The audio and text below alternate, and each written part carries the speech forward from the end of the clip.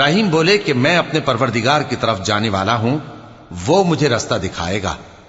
اے پروردگار، مجھے اولاد عطا فرما جو سعادت مندوں میں سے ہو۔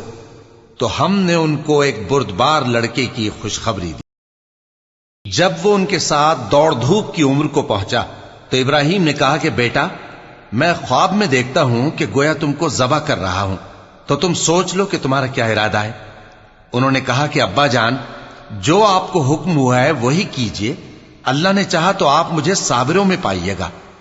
اس طرح جب دونوں نے حکم مان لیا اور باپ نے بیٹے کو ماتھے کے بل لٹا دیا تو ہم نے ان کو پکارا کہ اے ابراہیم، تم نے خواب کو سچا کر دکھایا، ہم نیکوکاروں کو ایسا ہی بدلہ دیا کرتے ہیں۔